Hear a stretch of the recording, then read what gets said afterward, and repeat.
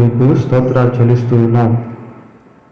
నేటి దినాల్లో ఎన్నో శ్రేష్టమైనటువంటి ఆధ్యాత్మిక సత్యాలు మీరు మా ఎదుటకు తీసుకుని వస్తూ ఉంటుండగా, ఇందులో నుండి ఏదైతే మేము మా జీవితానికి అన్వయించుకోవాలో దాన్ని మాకు నేర్పించమని ప్రార్థిస్తూ ఉన్నాం. ప్రభా, మాలో ప్రతి ఒక్కరూ మీ దృష్టికి ఎంతో విలువైన వారు. ఆయన 100 గొర్రెల్లో ఒక గొర్రె తప్పిపోతే 99 వాటిని విడిచిపెట్టి తప్పిపోయిన గొర్రెను వెతికేటువంటి గొప్ప కాపరిగా మీరున్నారు. అందుని బట్టి మీకు స్తోత్రాలు చెల్లిస్తూ ఉన్నాం. భూమి మీద మేము ఇంకనూ సజీవంగా ఉండగానే మీకు ప్రయోజకులుగా జీవించుటకు కృప చూపించండి. దేన్ని మేము హత్తుకోవాలో, దేన్ని విడిచిపెట్టాలో అట్టి జ్ఞానము, గ్రహింపు, వివేచన మాకు దయచేయండి. మరొకసారి రాత్రి మీరే మా మధ్య బోధకుడుగా ఉండి మాతో మాట్లాడబోచున్నందుకై మీకు స్తోత్రాలు చెల్లిస్తూ మా రక్షకుడైన యేసుక్రీస్తు దివ్యమైన నామములో ప్రార్థన చేస్తున్నాము తండ్రి. ఆమేన్.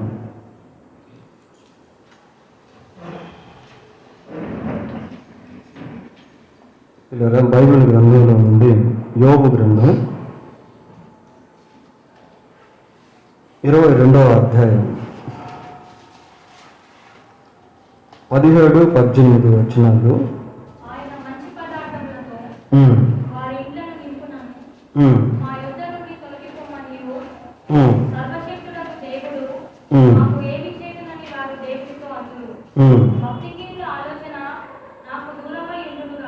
చాలు. ఇలా యోబు గ్రంథం 22వ అధ్యాయం 17-18 వచనాలు మనము చదువుతున్నాం. భక్తిహీనుల యొక్క ఇళ్ళు దేవుడు మంచి పదార్థములతో నింపినప్పటికీ వారేమంటారు దేవునితో అంటే, మా యొద్ద నుండి తొలగిపోము, సర్వశక్తులకు దేవుడు మాకు ఏమి చేయనని వారు దేవునితో అని అంటూ, అటువంటి భక్తిహీనుల ఆలోచన నాకు దూరమై ఉండును గాక అని ఇక్కడ భక్తుడు మాట్లాడతాను. ప్రపంచంలో ఉన్నటువంటి ప్రజలు దేవునికి సంబంధించినటువంటి వాటిని ప్రతి ఒక్కరూ అనుభవిస్తూ ఉన్నారు. ప్రపంచంలో ఉన్న ప్రతి ఒక్కరూ దేవునికి సంబంధించినవన్నీ అనుభవిస్తూ ఉన్నారు. మనుషులు తినే ఆహారం, త్రాగే నీరు, పీల్చే గాలి, వర్షము, ఎండ, ధరించే వస్త్రాలు, కుటుంబ జీవితాలు, రక్త సంబంధాలు, భార్యాభర్తల మధ్య దాంపత్య జీవితము, గర్భఫలము, ఇవన్నీ కూడా మనుషులు అనుభవిస్తూ ఉన్నారు.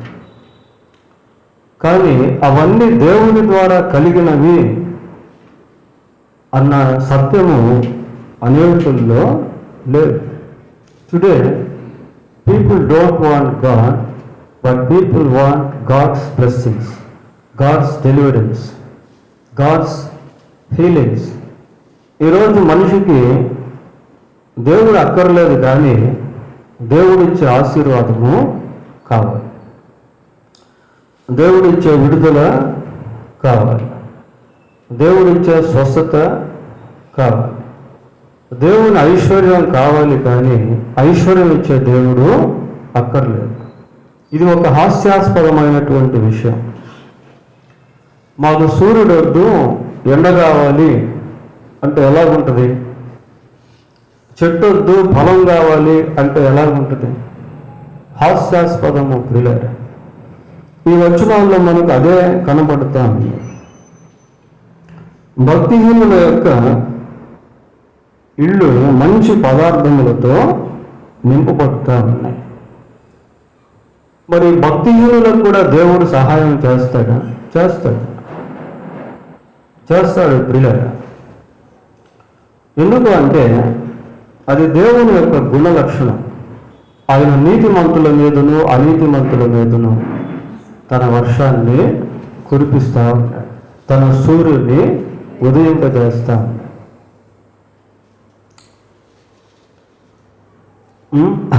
కనుక దేవుడు అందరికీ సహాయం చేస్తాడు. కీర్తనల్లో ఒక మాట ఉంటుంది, యెహోవా అందరికీ ఉపకారి అన్నాడు. యెహోవా అందరికీ ఉపకారి. ఆయన ఉపకారాలను మనిషి అనుభవిస్తూ ఉన్నాడు, కానీ ఆ ఉపకారాలు అనుగ్రహించినటువంటి దేవుణ్ణి మాత్రం మనిషి దూరంగా పెడతా ఉన్నాడు. ఇదే యోబు గ్రంథం 21వ అధ్యాయము 7వ వచనం కూడా చదువుతున్నాం. భక్తిహీనులు నేల బ్రతుకుదురు, వారు వృద్ధులై బలాభివృద్ధి ఏలనుండదు. వృద్ధులై అంటే అర్థం ఏంటి? వృద్ధాపం వరకు కూడా భక్తిహీనులు కాపాడబడతా ఉన్నారు. వారు ఉండగానే వారితో కూడా వారి సంతానము, వారు చూచుండగా వారి కుటుంబము స్థిరపరచబడుచున్నది. భక్తులు కూర్చున్నటువంటి భాగం ఇది. వారి కుటుంబములు భయమేమీ లేక క్షేమముగా ఉన్నది. దేవుని దండము వారి మీద పడతలేదు. వారి గొడ్లు దాటగా తప్పక చూలు కలుగును. అది దేవుని యొక్క బ్లెస్సింగ్ ప్రియులర. నాస్తికుడు పంట వేసిన, విత్తనం చల్లిన దానికి దేవుడు పంటను ఫలాన్ని అనుగ్రహిస్తాడు. వీడు నాస్తికుడు, నేను లేడు అని చెప్పేటువంటి వాడు, కాబట్టి వీనికి నేను ఫలం ఇవ్వను అని దేవుడు అనుకోడు ప్రియులారా. వానికి కూడా దేవుడు ఫలాన్ని ఇస్తాడు. వారి గొడ్లు దాటగా తప్పక చూలు కలుగును. వారి ఆవులు ఈచుకుపోగా ఈనును. వారు తమ పిల్లలను మందలుగా బయటికి పంపుదురు. వారి పిల్లలు నటనను చేయరు. అంత మంచి ఆశీర్వాదాన్ని దేవుని ద్వారా వాళ్ళు అనుభవిస్తూ ఏమంటారో తెలుసా? 14వ వచనం, వారు నీ మార్గములను కూర్చున్న జ్ఞానం మాకు అక్కర్లేదు, నీవు మమ్మల్ని విడిచిపోమ్మని దేవునితో చెప్పు. ఎంత బాధాకరమైన విషయం. దేవుడు అనుగ్రహించేటువంటి వాటిని పొందుకుంటూ అనుగ్రహించేటువంటి దేవుణ్ణి తిరస్కరించుట అనేది ఎంత దుఃఖకరమైన విషయం. నేటి ప్రపంచ పరిస్థితి అదే. ఇంకా ఏమంటున్నారు వాళ్ళు? మేము ఆయనను సేవించుటకు సర్వశక్తుడకు వాడును ఎవడు? మేము ఆయన గురించి ప్రార్థన చేయడం చేత మాకేమి లాభము కలుగును. ఎంత రఫ్గా ఉన్నాయి చూడండి వర్డ్స్. ఇప్పుడు కదా ఎందుకు మనుషులు దుర్మార్గులుగా దుష్టులుగా మారిపోయారు అంటే, they didn't give the room to God in their heart. మనుషులు వారి హృదయంలో దేవునికి చోటు ఇవ్వకపోవటం వల్ల మనుషులు ఎంతో దుర్మార్గులుగా మారిపోయారు, కఠినులుగా మారిపోయారు. రోమాపత్రిక 1వ అధ్యాయం, రోమీయులకు రాసిన పత్రిక 1వ అధ్యాయం 28వ వచనం చూడండి. తమ మనస్సులో దేవునికి చోటియనొల్లక పోయింది గనుక చేయరాని కార్యములు చేయుటకు దేవుడు భ్రష్ట మనస్సుకు వారిని అప్పగించారు. ప్రియులారా,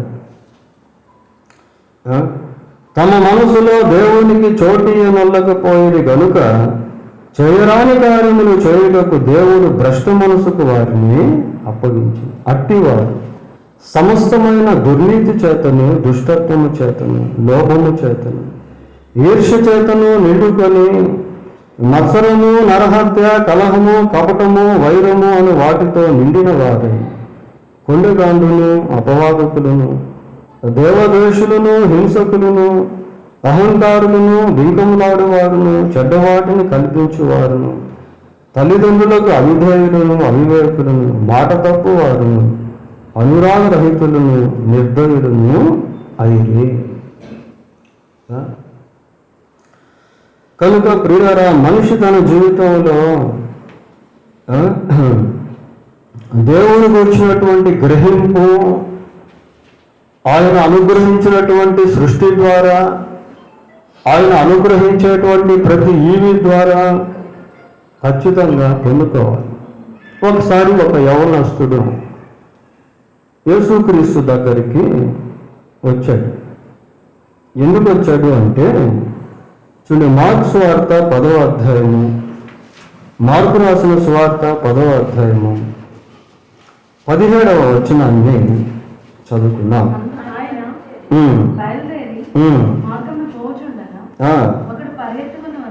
వచ్చి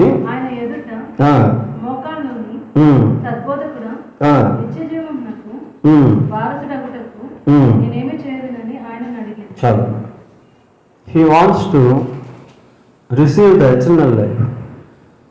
వీళ్ళరా, ఈ ధనవంతుడైనటువంటి యవనస్తునికి నిత్య జీవం అనేది కావాలి. ఆ నిత్య జీవానికి వారసుడు అవ్వాలి అనే ఉద్దేశంతో యేసుక్రీస్తు ప్రభు దగ్గరికి వచ్చాడు. అప్పుడు ప్రభువుకు అతనికి మధ్య కొంత సంభాషణ జరిగింది. ఆ సంభాషణ అనంతరం ప్రభు అతన్ని చూసి అంటాడు, 21వ వచనం, యేసు అతన్ని చూచి అతన్ని ప్రేమించి, నీకు ఒకటి తెలివిగా ఉన్నది, నీవు వెళ్ళి నీకు కలిగినవన్నీ అమ్మి బీదలకు ఇమ్ము, పరలోకమందు నీకు ధనము కలుగును, నీవు వచ్చి నన్ను వెంబడించుమని చెప్పాను. అతడు మిగులు ఆస్తి గలవాడు కనుక ఆ మాటకు ముఖము చిన్నబొచ్చుకొని దుఃఖపడుచు వెళ్ళిపోయాడు.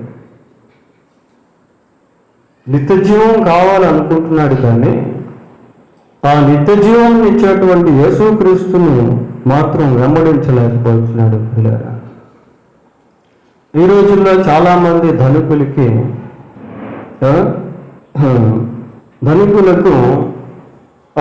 వారు ఆశించింది దేవుని దగ్గర నుండి పొందుకోవాలనుకుంటున్నారు, కానీ అది అనుగ్రహించేటువంటి దేవుణ్ణి పొందుకోవాలనే ఆ మనసు వారికి లేదు.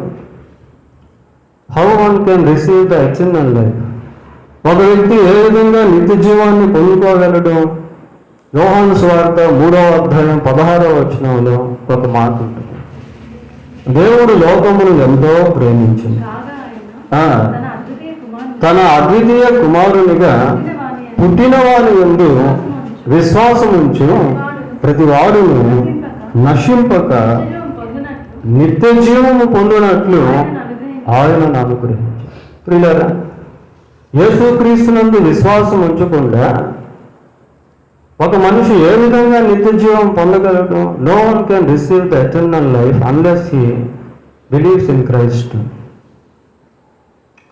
క్రీస్తు ప్రభువునందు విశ్వాసం ఉంచితే తప్ప ఎవరు కూడా నిత్య జీవాన్ని పొందుకోలేరు. ఎవరు కూడా పొందుకోలేరు.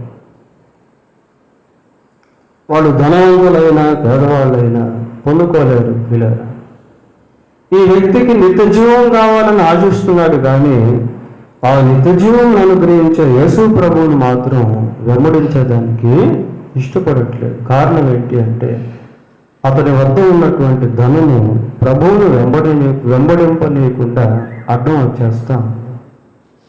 చాలామందికి యేసు ప్రభు అంటే ఇష్టం, కానీ యేసు ప్రభువుని నమ్ముకోరు, మందిరానికి రారు, బైబిల్ పట్టుకోవాలంటే సిగ్గుపడతారు. కారణం ఏంటి అంటే సమాజ భయము. సమాజంలో మమ్మల్ని చూస్తే ఎవరైనా ఏదైనా అనుకుంటారేమో, తక్కువ చూపు చూస్తారేమో, ఈ తక్కువ కులానికి సంబంధించిన వ్యక్తులు అనుకుంటారేమో. పిల్లలు ఇలాగే చాలామంది మరి ప్రభువును వెంబడించాలని ఆశ ఉన్నప్పటికీ ప్రభువును వెంబడింపనీయకుండా ఏదో ఒక ద్వారా ఆటంకపరచబడతా ఉంటారు. మరి కొంతమంది బైబిల్లో ఒకసారి యేసుక్రీస్తు ప్రభువును బహుగా వెతుకుతా ఉన్నారు. పిల్లలు ఆయన కనబడకపోయేసరికి ఆయన వెతుక్కుంటూ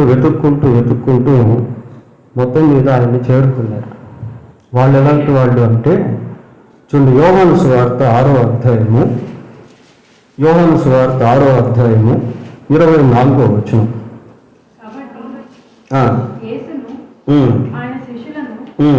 అక్కడ లేకపోవట జనసమూహం చూచినప్పుడు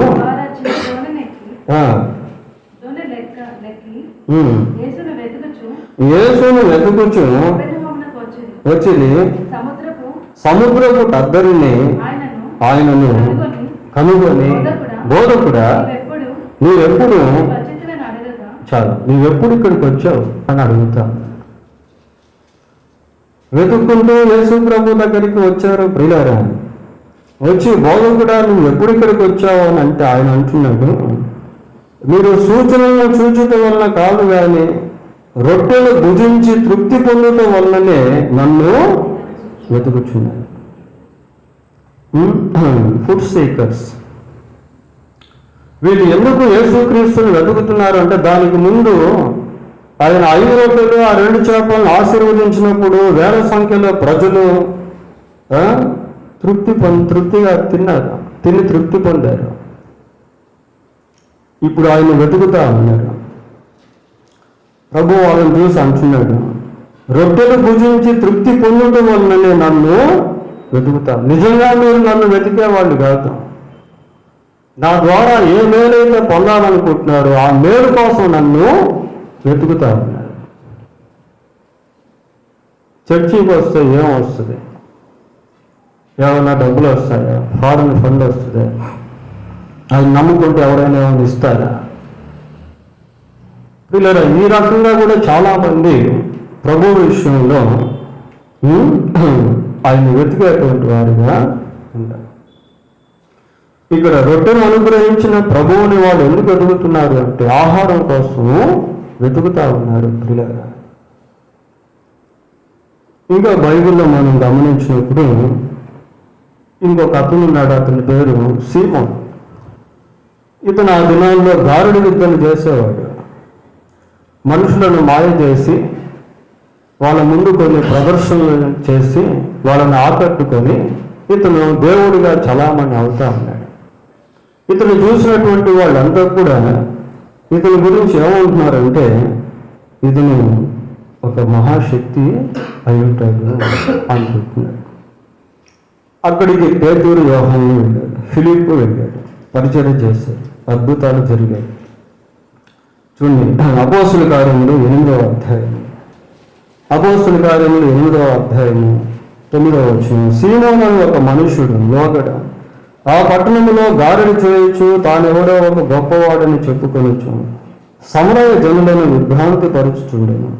కొద్దివాడు మొదలుకొని గొప్పవాడు మటుకు అందరూ దేవుని మహాశక్తి అనబడిన వాడు ఇతడే అని చెప్పుకొనొచ్చు అతన్ని లక్ష్యపెట్టారు.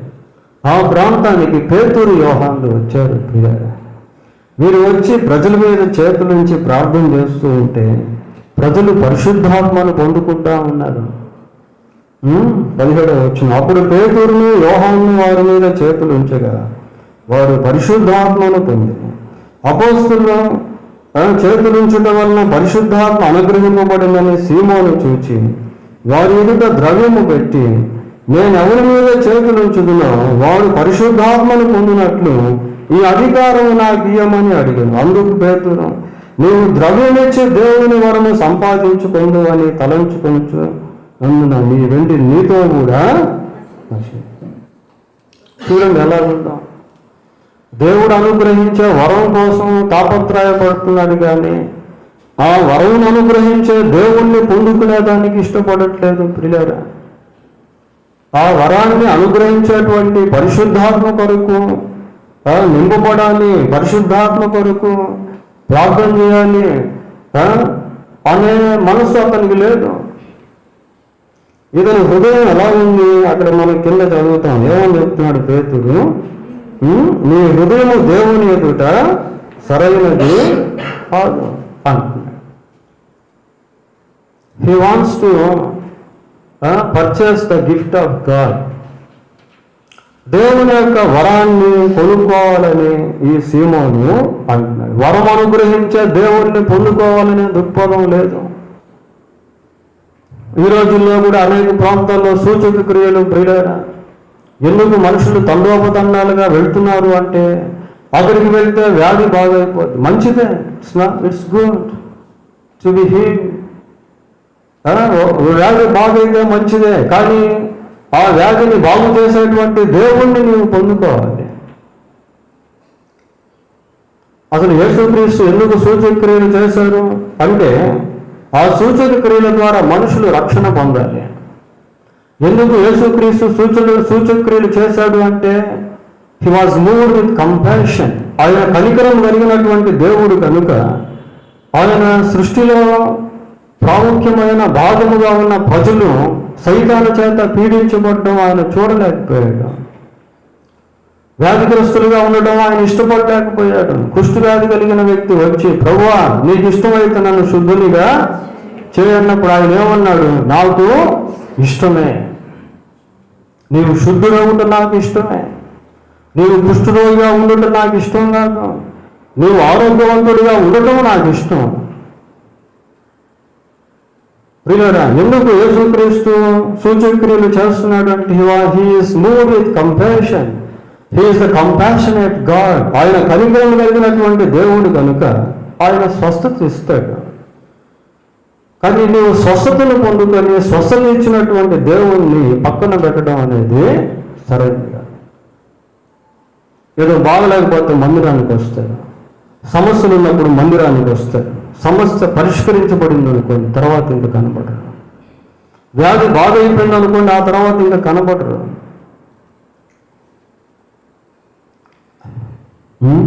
కనబడరు. They don't want God but they want healings. They want deliverance of God. దేవుని యొక్క విడుదల కావాలి, కానీ ఆ విడుదల ఇచ్చేటువంటి దేవుడు వద్దు అనే విధంగా మనుషులు ఉంటారు. పిల్లలు చూడండి, మత్తయి రాసిన సువార్త 8వ అధ్యాయం. మత్తయి సువార్త 8వ అధ్యాయం 34వ వచనం.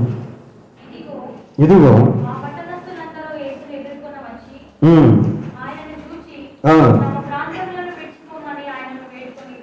తమ ప్రాంతములను విడిచిపోమ్మని ఆయనను వేడు. ఏమంటే అంత ఇది చూడండి. ఆ పట్టణస్థులందరూ యేసుని ఎదుర్కొనుటకు వచ్చారు. పిల్లలు ఏ పట్టణస్థులు అంటే గదరునియ ప్రాంతానికి సంబంధించిన వాళ్ళు వచ్చి ప్రభువును ఎదుర్కొని ఆయనను చూచి తమ ప్రాంతంలోనే విడిచిపోమ్మని వేడుకుంటాను. మరి ఏం అంత బాధ ఏంటి? అసలు ఏమైంది? వాళ్ళ ప్రాంతాలకి ఆయన వచ్చి ఏం చేశాడు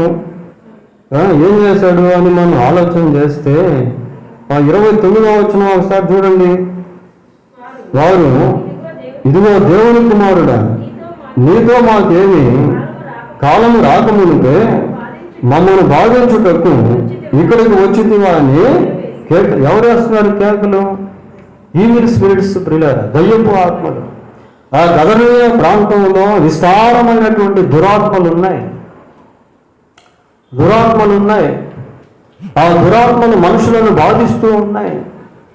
దురాత్మల చేత పీడించబడుతున్నటువంటి వ్యక్తి రాత్రి మగళ్ళు నెమ్మది లేకుండా జీవిస్తూ ఉన్నాడు. తన సొంత శరీరాన్ని తానే గాయపరుచుకుంటా ఉన్నాడు. రాత్రి మగళ్ళు కేకలు వేస్తూ ఉన్నాడు.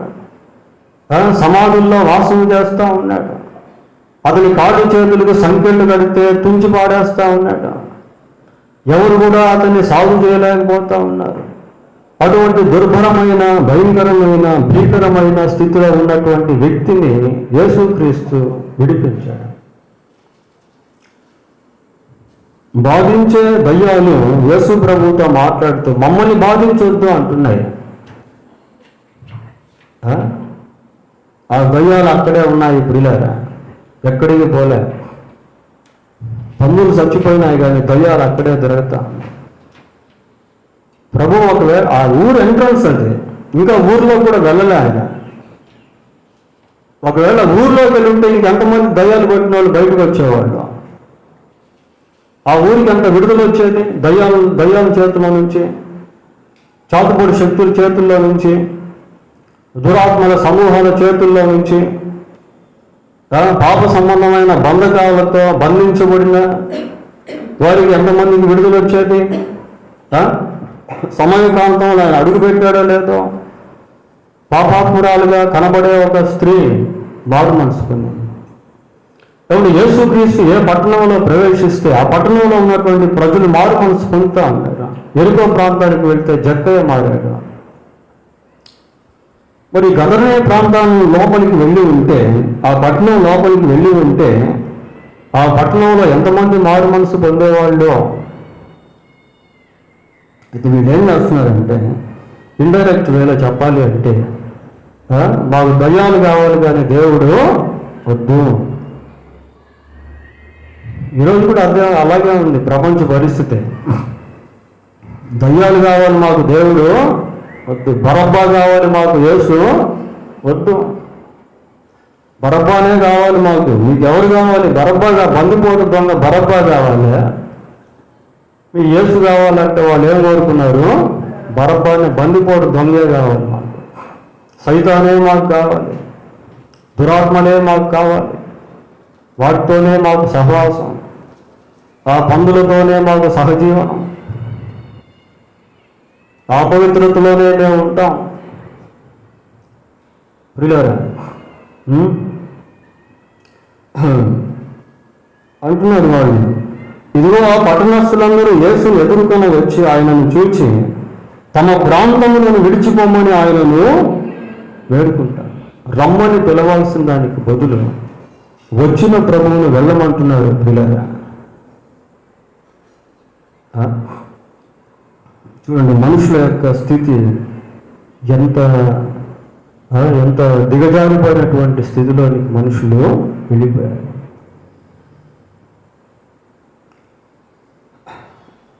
ఇక్కడ ఏమని చదువుతున్నామంటే, యోబు గ్రంథం 22వ అధ్యాయం 17-18 ఆయన మంచి పదార్థములతో వారి ఇండ్లను నింపినను మా యొద్ద నుండి తొలగిపోమ్మని, సర్వశక్తులకు దేవుడు మాకు ఏమి చేయనని వారు దేవునితో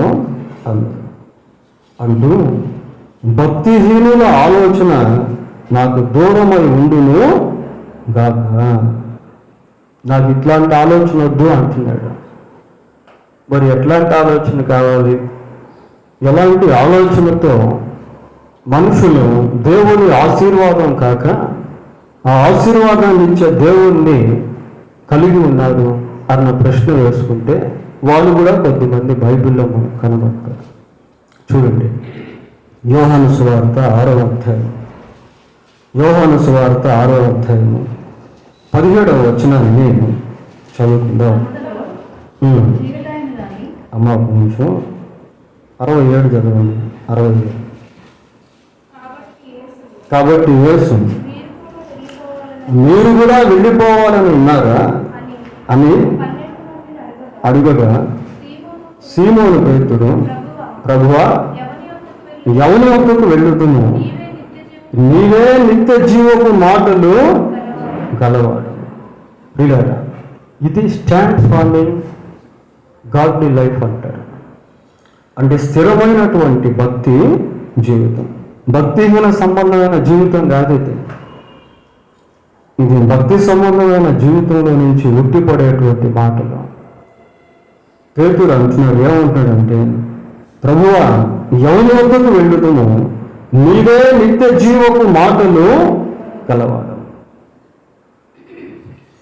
మాకు నిత్య జీవపు మాటలు కాదు, ఆ మాట్లాడేటువంటి నీవే కావాలి. మాకు నిత్య జీవం కాదు, ఆ నిత్య జీవం ఇచ్చేటువంటి నువ్వే మాకు కావాలి. నిన్నే మేము వెంబడిస్తాం. ఆ ధనవంతుడు అలాగే వెంబడించలేదు. ఎవరి వద్దకు వెళ్ళగలము? నీవే అని అంటే అర్థం ఏంటి? It is you. నీవే. There is no other person. It is you. ఇంకొక వ్యక్తి లేడు. నీవే. నీవే నిత్య జీవపు మాటలు గలవాడు. నీవే దేవుని పరిశుద్ధుడు అని మేము విశ్వసించి ఎరిగి ఉన్నాం. వాళ్ళు అంత స్థిరంగా చివరి వరకు నిలబడగలిగారు అంటే వాళ్ళలో దేవుని పట్ల ఉన్న విశ్వాసం అలాంటిది. వాళ్ళు దేవుణ్ణి అంత బలముగా అంటిపెట్టుకొని ఉన్నారు. ప్రియులారా, దేవుడు ఇచ్చే ఆశీర్వాదం కాదు వాళ్ళు అంటిపెట్టుకునేది, ఆశీర్వాదం ఇచ్చే దేవుణ్ణి అంటిపెట్టుకున్నారు. ఇది మనం నేర్చుకోవాలి. పరిస్థితులు ఎలాగున్నా పరిస్థితులు మారాలని కోరుకోవడం కాదు, ఆ పరిస్థితులను మార్చే దేవుణ్ణి కోరుకోవాలి. ఒకవేళ ఈరోజు నీవు ఆశీర్వాదం అనుభవిస్తూ ఉండవచ్చు, అయితే ఆశీర్వాదాన్ని చూసుకుంటూ ఉండే వ్యక్తిగా నీవు ఉండకూడదు. ఆ ఆశీర్వాదానికి కారకుడైన దేవుణ్ణి నీవు చూసే వ్యక్తిగా ఉండాలి. అబ్రహాము అలాగే చూసేవాడు, యోబు అలాగే చూసేవాడు. ప్రియులారా, వాళ్ళు బంగారం వైపు చూడలేదు, వాళ్ళ దగ్గర చాలా బంగారం ఉండేది. చూడండి ఒకసారి ఆదికాండం 12వ అధ్యాయం, ఆదికాండం 12వ అధ్యాయము, ఆదికాండము. ఇక్కడ అబ్రహాము గురించి చూస్తాం. 13వ అధ్యాయం, ఆదికాండం 13వ అధ్యాయం 2వ వచనం. అబ్రహాము వెండి బంగారము పశువులు కలిగి బహు ధనవంతుడై ఉండే. బాగా వెండి బంగారం ఉంది, పశువులు ఉన్నాయి, చాలా రిచ్ మ్యాన్, చాలా ధనవంతుడిగా ఉన్నాడు. కానీ ఆ బంగారాన్ని, ఆ వెండినే, ఆ పశువులనే చూస్తూ ఉండిపోలేదు. వాటిని అనుగ్రహించిన దేవుణ్ణి అబ్రహాం చూసేవాడు. అది మనం నేర్చుకోవాలి, అది మనం నేర్చుకోవాలి. పిల్లరా, ఇక్కడ పేతురు అంటున్నాడు, ప్రభువా మేము ఎవరి వద్దకు వెళ్ళగలం? నిత్య జీవపు మాటలు కలిగిన వాడు నీవే.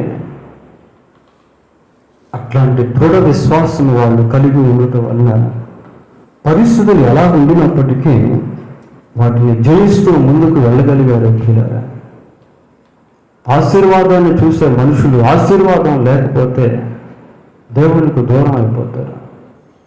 నీవు దేవుణ్ణి కలిగి ఉంటే నీకు దేవుడు ఏది తక్కువ చేయడు, సకల ఆశీర్వాదాలకు ఆయన కారణమవుతుంది. So you need to have the route. ఆ వేరు నీకు కావాలి, మూలం నీకు కావాలి. ఎండ కాదు నీకు కావాల్సింది, ఆ ఎండని ఇచ్చేటువంటి సూర్యుడు కావాలి. ఫలము కాదు, ఫలాన్ని ఇచ్చే చెట్టు కావాలి. ఆశీర్వాదం కాదు, ఆశీర్వాదం ఇచ్చేటువంటి దేవుడు కావాలి. ఆ గ్రహింపు చాలా ఇంపార్టెంట్. పిల్లలు, లూకా సువార్త 16వ అధ్యాయం, లూకా సువార్త 16వ అధ్యాయం 20వ వచనం.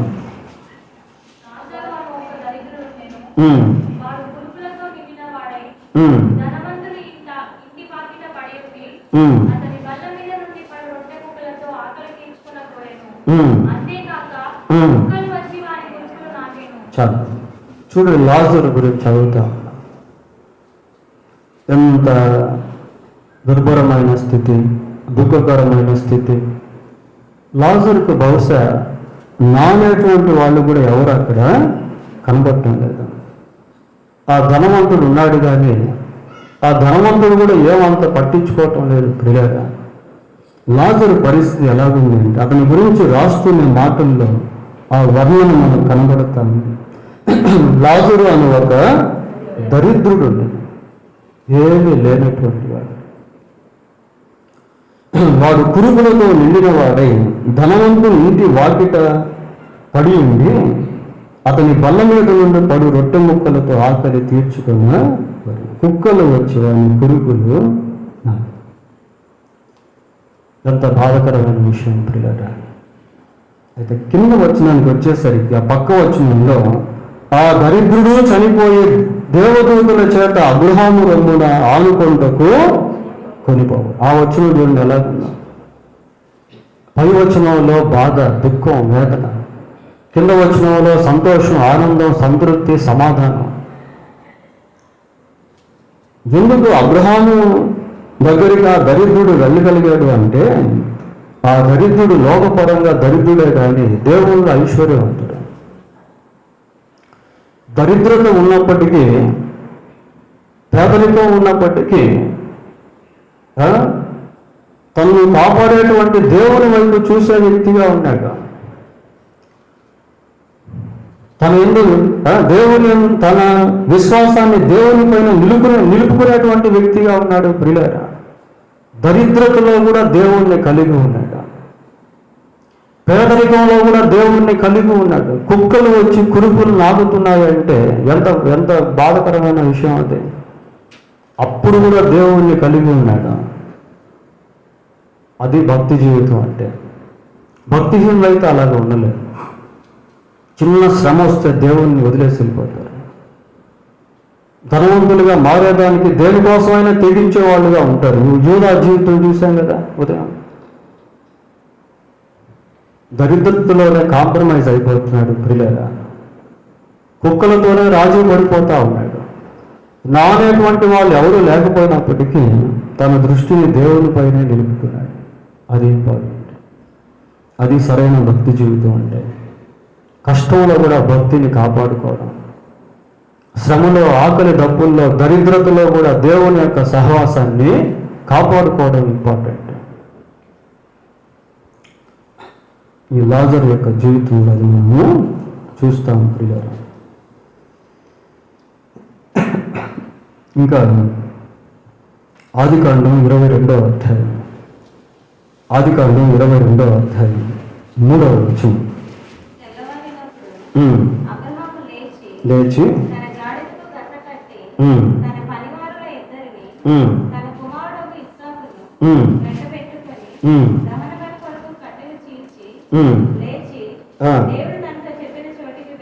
చాలు.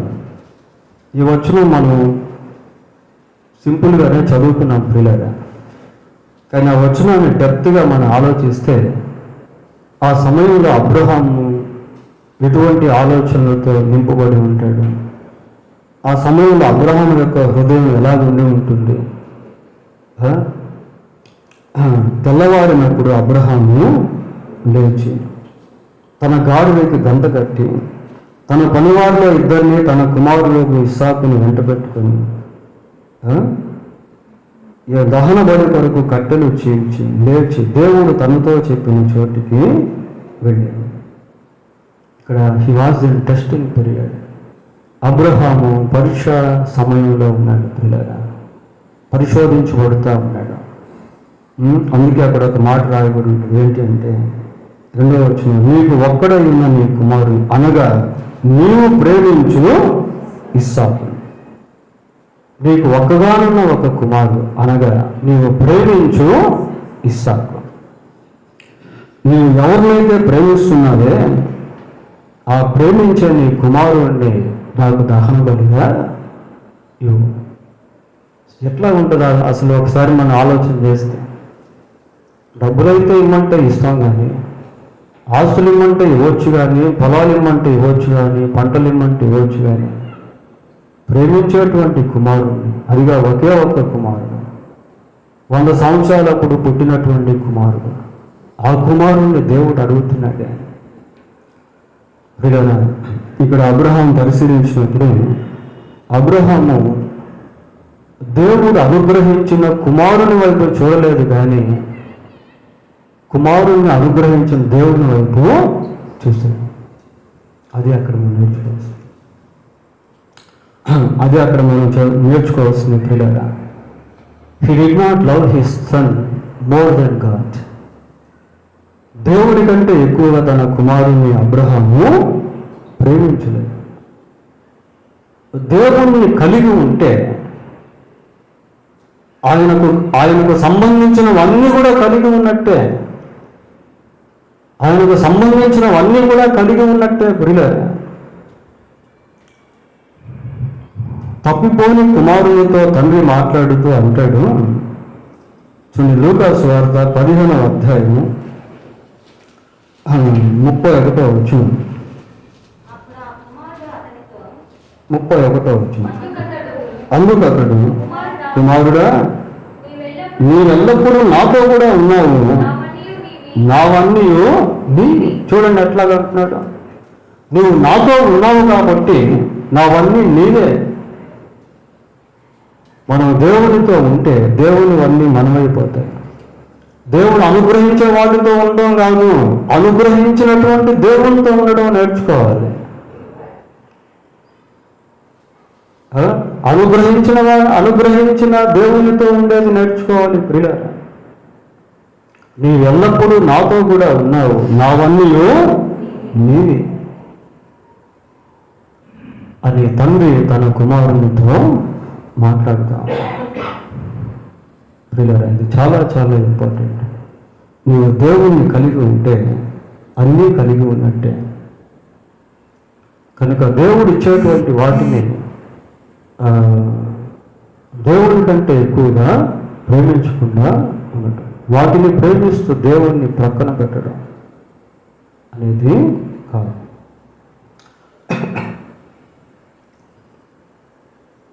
దానియేలు గ్రంథం 3వ అధ్యాయం 17వ వచనాన్ని చూద్దాం. పిల్లగా, మేము సేవించుచున్న దేవుడు మండుచున్న వేడిని గల ఈ అగ్నిగుండంలో నుండి మమ్మల్ని తప్పించి రక్షించుటకు సమర్థుడు, మరియు నీ వశమున పడకుండా ఆయన మమ్మను రక్షించును. ఒకవేళ ఆయన రక్షింపకపోయినను. చాలా ప్రియులారా, ఇక్కడ వీళ్ళు షడ్రక మేషక్ అబేద్నెగో గురించి మనం చూస్తూ ఉన్నాం. అప్పటికే రాజు వారి మీద బహు ఉగ్రుడై ఆగ్రహుడై వారు ఏం చేశారంట, వేడిని గల అగ్నిగుండంలో పడేయమని చెబుతా ఉన్నారు. ఆ సందర్భంలో వీళ్ళు మాట్లాడిన మాటలు వాస్తవానికి వాళ్ళకి ఒక పక్క ఆ అగ్నిగుండం నుండి తప్పించబడాలని ఆశ ఉండి ఉండవచ్చు. అందుకే వాళ్ళు అక్కడ ఆ విధంగా మాట్లాడుతున్నారు. వేడిని గల ఈ అగ్నిగుండంలో నుండి మమ్మల్ని తప్పించి రక్షించుటకు సమర్థుడు, నీ వశమున పడకుండా ఆయన మమ్మల్ని రక్షించు. అంటే ఈ అగ్నిగుండము నుండి తప్పించబడాలని ఆశ మాకుంది. ఆ తప్పించగలిగిన సామర్థ్యం మా దేవుల్లో కూడా ఉంది.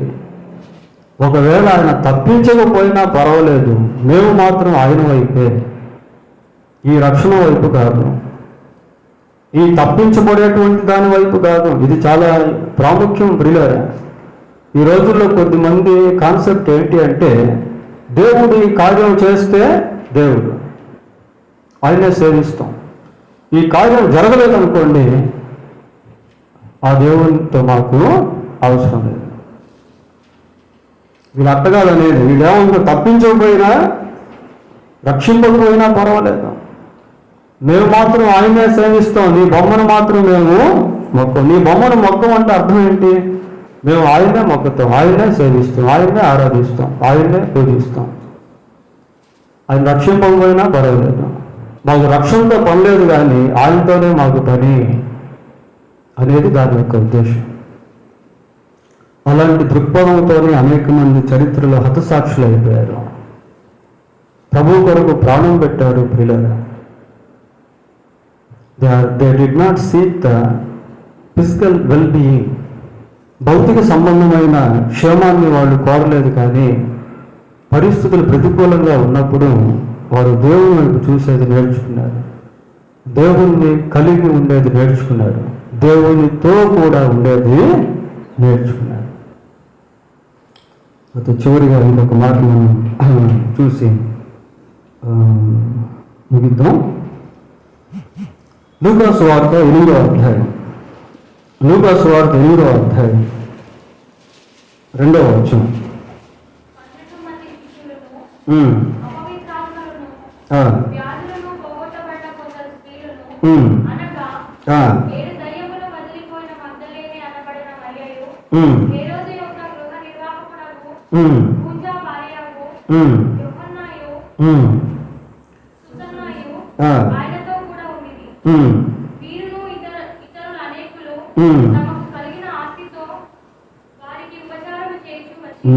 చాలు ప్రియులారా, ఇక్కడ కొద్దిమంది స్త్రీలను గురించి మనం చూస్తాం. వారిలో ఒక ఆమె పేరు ప్రత్యేకంగా చెప్పబడటం విశేషం. ఎవరామె? 7 దయ్యములు వదిలిపోయిన మగ్దలేనే అనబడిన మరియ. 7 దయ్యాల చేత ఎంత బాధించబడిందో మనకు వివరాలు లేవు బైబిల్లో. ఎన్ని సంవత్సరాలు బాధించబడిందో అది కూడా మనకు తెలియదు. అయితే ఆమెకు విడుదల వచ్చిన సంగతి మాత్రం బైబిల్లో రాస్తారు. విడుదల వచ్చిన పిమ్మట విడుదల పొందిన స్త్రీగా ఆమె వెళ్ళిపోలేదు, విడుదల పొందిన స్త్రీగా ప్రభువును వెంబడిస్తా ఉంది. పిల్లరా, నేను ఇందాక మీకు చెప్పాను, కొద్దిమందికి దేవుడు అక్కర్లేదు, కానీ ఆయన ఇచ్చే విడుదల కావాలి. విడుదల వస్తే చాలు, ఇంకా ఆయన పనే లేదు. ఈ స్త్రీ అలాంటిది కాదు. విడుదల పొందింది, విడుదల ఇచ్చినటువంటి దేవుణ్ణి చివరి వరకు వెంబడించింది. అది అవసరం. నిన్ను దేవుడు హెచ్చైన స్థాయిలో ఉంచితే ఆ హెచ్చైన స్థాయిని చూసుకుంటూ దేవుణ్ణి విడిచిపెట్టడం కాదు, ఆ హెచ్చైన స్థాయిని ఇచ్చిన దేవుణ్ణి కలిగి దాంట్లో దేవునికి నమ్మకంగా జీవించాలి. యోసేపు అదే చేశాడు. ఇక్కడ ఈ స్త్రీ ఎలాంటిది అంటే, విడుదల పొందిన తర్వాత ప్రభువును కంటిన్యూగా వెంబడిస్తూ వచ్చింది, చివరి వరకు వెంబడిస్తూ వచ్చింది. ప్రియులారా, ఆమె ప్రభువు పట్ల ఎటువంటి ప్రేమ కలిగి ఉందో అన్న ఒక వాక్యాన్ని మనం చూద్దాం. చూడు, యోహాను సువార్త 20వ అధ్యాయము. దేవుని పట్ల ఆమెకున్నటువంటి ప్రేమాభిమానాలు ఎలాంటివో చూద్దాం. ప్రియులారా, 20వ అధ్యాయం 13వ వచనం. అమ్మా, ఎందుకు ఏడుస్తున్నావు అడుగగా ఆమె, నా ప్రభువును ఎవరో ఎత్తుకొని పోయి. నా ప్రభువుని అంటుంది. పిల్లరా, షీ హగ్డ్ జీసస్ క్రైస్ట్. పిల్లరా, యేసుక్రీస్తు ప్రభువును హత్తుకునేటువంటి అనుభవాన్ని ఆమె కలిగి ఉంది. నా ప్రభువును ఎవరో ఎత్తుకొని పోయి, నా ప్రభువు ఏడుస్తూ ఉంది. ప్రభు యొక్క దేహం కనబడకపోయేసరికి ఏడుస్తూ ఉంది. పిల్లరా, శిశువు ఏడ్చినట్టుగా లేదు బైబిల్లో, ఆమెతో ఏడుస్తాం. నా ప్రభువును ఎవరో ఎత్తుకుంది. ప్రభువును అంతగా ప్రేమించింది ఆమె, ప్రభువును అంతగా వెంబడించింది, ప్రభువుకు అంతగా పరిచయం చేసింది, ప్రభువే సర్వం అన్నట్టుగా జీవించింది. చరిత్రలో ఆమె క్రీస్తు ప్రభు యొక్క పునరుద్ధానానికి మొదటి మానవ స్త్రీగా నిలిచిపోయింది. చూడండి, అదొక్కటి చేసి ముగిద్దాం. మార్క్స్ వార్త 16వ అధ్యాయం 9వ వచనం. 16:9. యేసు లేచి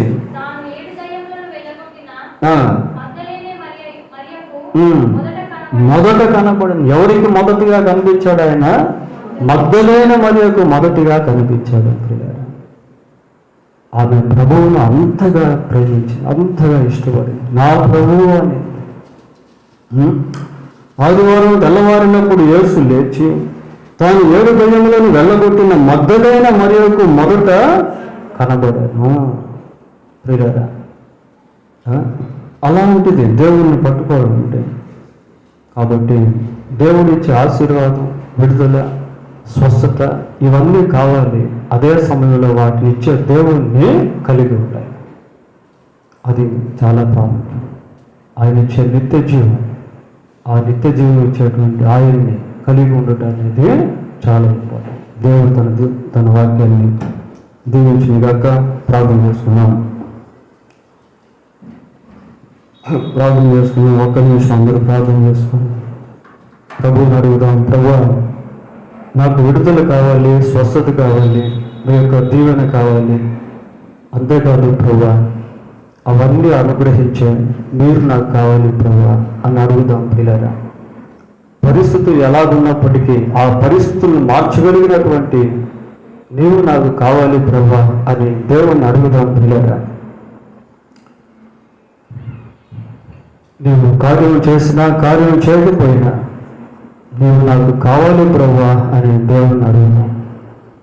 నిన్ను హత్తుకునే హృదయం నాకు ఇవ్వండి ప్రభువా అని దేవుణ్ణి అడుగుదాం. నిన్ను ప్రేమించే హృదయం, మీకు లోబడే హృదయం, మిమ్మల్ని ఘనపరిచే హృదయం, మీ వైపు చూసే కన్నులు నాకు ఇవ్వండి ప్రభువా అని దేవుణ్ణి అడుగుదాము. ప్రియులారా, పరిశుద్ధుడు అయిన మా దేవా, మీకు వందనాలు, స్తోత్రాలు చెల్లిస్తూ ఉన్నాం. సకల ఆశీర్వాదములకు కారణభూతుడము, నిత్య జీవపు మాటలు కలిగిన ఒకే ఒక నిజరక్షకుడము ప్రభువా, ప్రేమ కలిగినటువంటి వాడవు, కనికరము కలిగినటువంటి వాడవు, జాలి కలిగినటువంటి వాడవు, క్షమాపణ ఇచ్చే దేవుడవు ప్రభువా. కనుక మీ వైపు మా దృష్టి నిలబెట్టుకున్నట్టుకు సహాయం చేయండి. మీరు మమ్మల్ని ఏ స్థితిలో ఉంచినా ఆ స్థితిలో మిమ్మును కలిగి ఉండున్నట్లుగా కృప దయచేయండి ప్రభువా. మిమ్మును హత్తుకునే కృప దయచేయమని వేడుకుంటూ ఉన్నాము ప్రభువా. మా శారీరక ఆయన స్థితిగతులు ఎలా ఉండినప్పటికీ అక్కడ కూడా ఆ లాజరు వలె, యోబు వలె మిమ్మల్ని కలిగి ఉండుటకు సహాయం చేయండి ప్రభువా.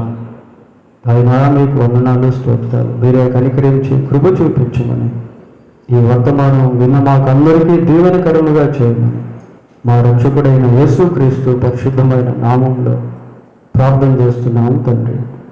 ఆమేన్.